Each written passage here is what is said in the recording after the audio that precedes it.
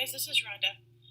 On the last video I did, we went through the Lilly Counseling Initiative, all of the funding that came in with Lilly, Bill Gates, and the training that they took from Trish Hatch and through ASCA, the American School Counselors Association. And I left off with the position statements. And so tonight, that is what we're going to go through, is the American School Counselors a position statement, which our schools were trained on through the Lilly Counseling Initiative. There's 45 different statements, and they're broken down by the ASCA position, the rationale behind it, the school counselor's role, and then there's a summary. We're not going to go through all 45, but we are going to go through some of the ones that I think you really need to be aware of. The first one we're going to go into is comprehensive school counseling programs. The position on this for the school counselor is to design and develop a program to improve student learning and behavior outcomes.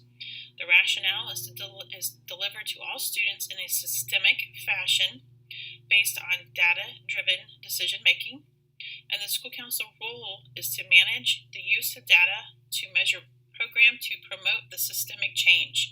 And if you remember the last video, we talked about that systemic change.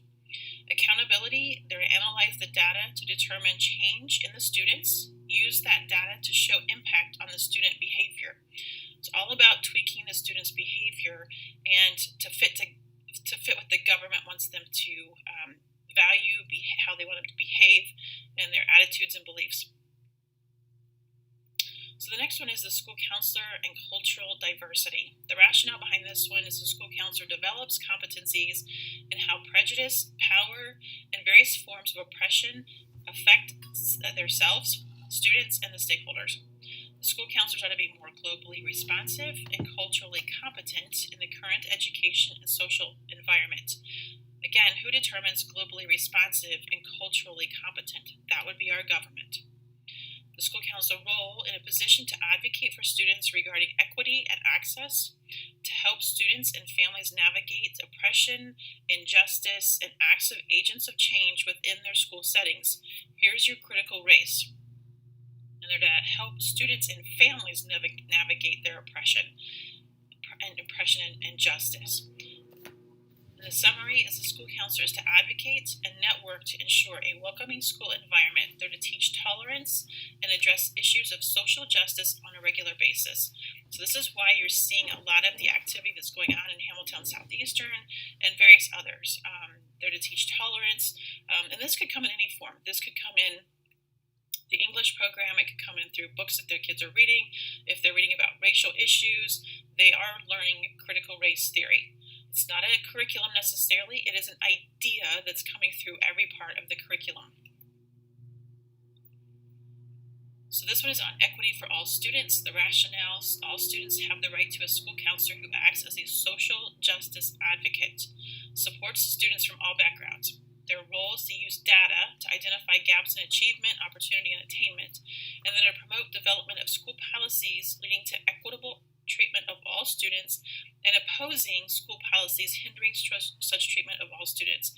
So any policies that do not conform to the social justice, critical race, those will all be policies that will be opposed by the school counselors and the administrators.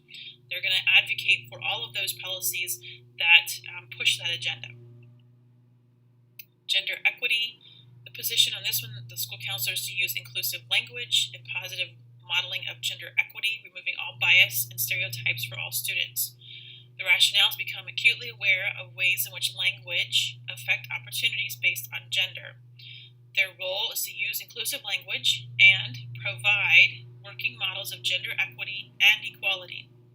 Emphasize a person's competence and models positive gender equity while assisting students in positive gender identity as the students currently identify. You know where this was going.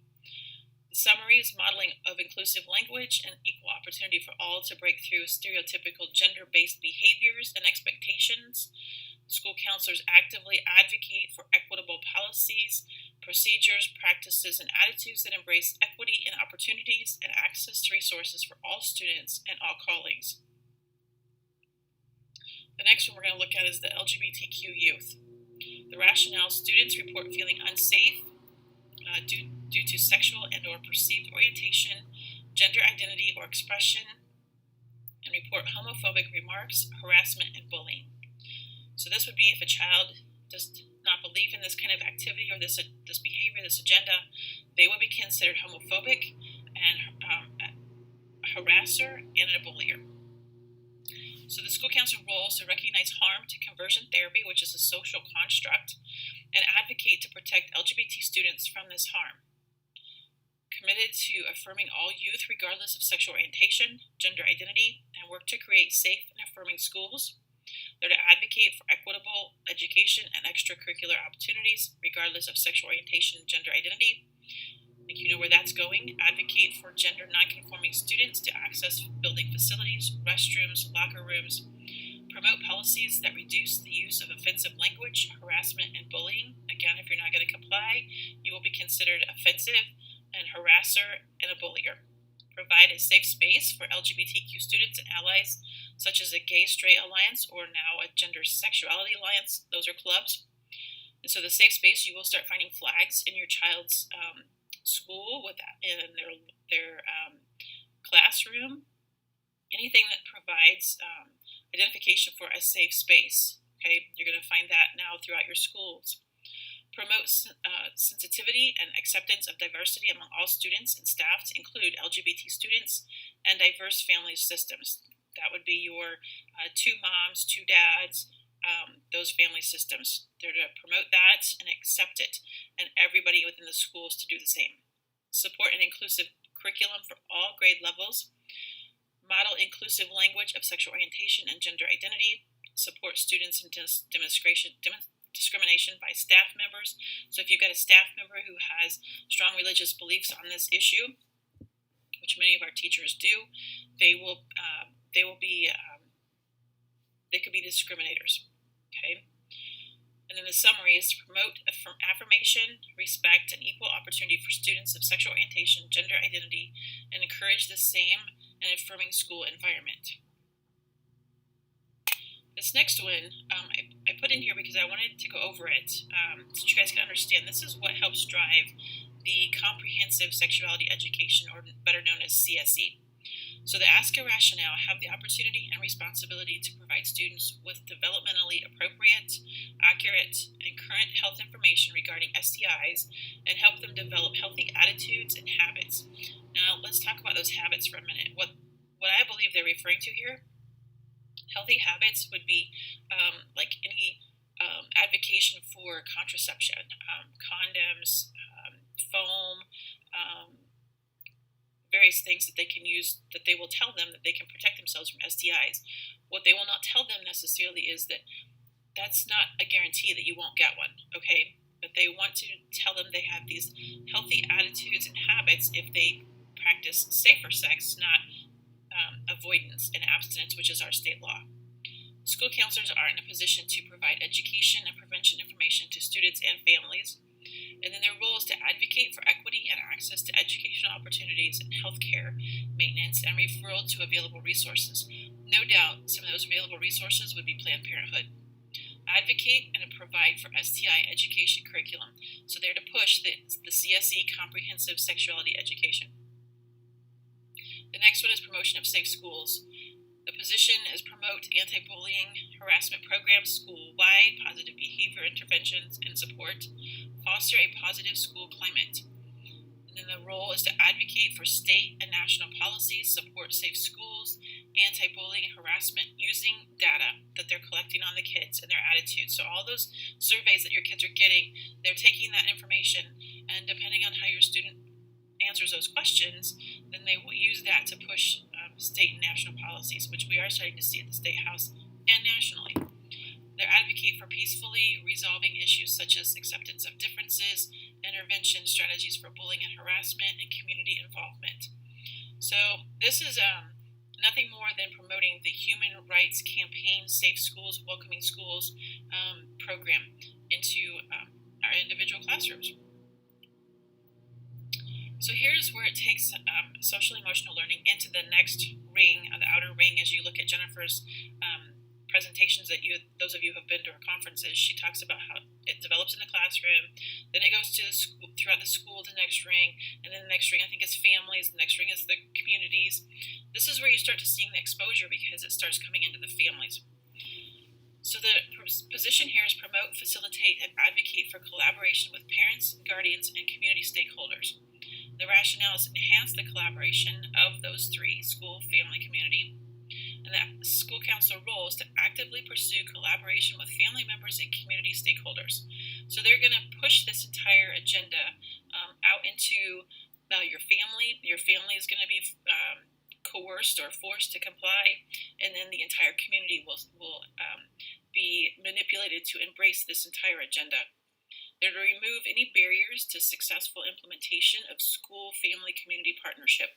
Question is, what would they consider a barrier? That's what I would like to know. Anybody who opposes the agenda, more than likely. This one here is student mental health. The rationale, school-based mental health and behavioral services are essential.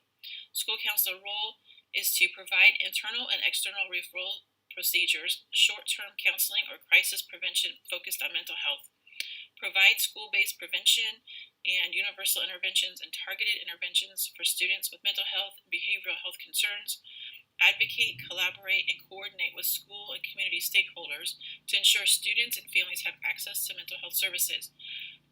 Direct students and parents to school and or community resources for additional assistance through referrals that treat mental health issues. And I would just like to say that, we realize that there are always situations where it's beneficial to get a counseling for a student and maybe a family. However, if you take a look at the video I did on the 45 communist goals, you will understand that the communist agenda has infiltrated the whole field of mental health, and purposely so. And now we're seeing it pushed into the schools. So now you've got communist designed manipulation infiltrating the schools to control the students' mental health. The next one is transgender, gender nonconforming youth. The position on this one, the school counselors work to safeguard the well-being of transgender and gender nonconforming youth. The rationale is to recognize the goal to ensure the safety, comfort, and healthy development of all students, maximizing inclusion and social integration while minimizing exclusion and stigmatization. So what that would mean to me is you maximize inclusion, which means you force this agenda, you force this confusion on all the school and social integration, while you minimize the exclusion, which would be any child who's growing up in a family who does not believe in this agenda, does not believe in this ideology or this perversion, if you will, and they will minimize that. So your child will be forced to conform, they will be forced to comply with being an ally and advocate for this agenda. The school counselor role is to recognize determination of students' gender identity rests with the student, okay? Not necessarily the parents, but the student.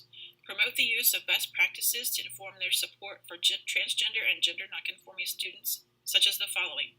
Names and pronouns. So your student, should they be transitioning at school, the school can change the names and pronouns, and you may or may not know. Student records, privacy and confidentiality regarding disclosure. That includes you, parents. They may or may not tell you. Restrooms, locker rooms, or changing facilities, physical education classes and intramural sports, interscholastic sports, dress code, and gender-based activities or practices. So this is the last one I wanted to end on because this is a big one. We're starting to see, or have been for some time, schools that are implementing this policy in their restrooms, and there's been a big explosion over it. So parents are not necessarily made aware of it when it happens. They find out later on after the school has already implemented the policy. But what I want you to understand is, because of the Lilly Counseling Initiative, these were the position statements that our schools were trained on. We have the screenshots of Trish Hatch from Twitter bragging about, training all of our schools and our teachers and admin back here, and they did delve into these position statements. So just wanted you guys to be aware that this is the next step of exposing this for you, and we hope that you take the opportunity to go onto American School Counselors Association website, ASCA, and look into all these position statements. Like I said, there's many of them. There's one relating to guns and the Second Amendment, and take a look at them and get a better grasp as to what exactly is happening and how it was coming into the schools. So until next time, see you guys later.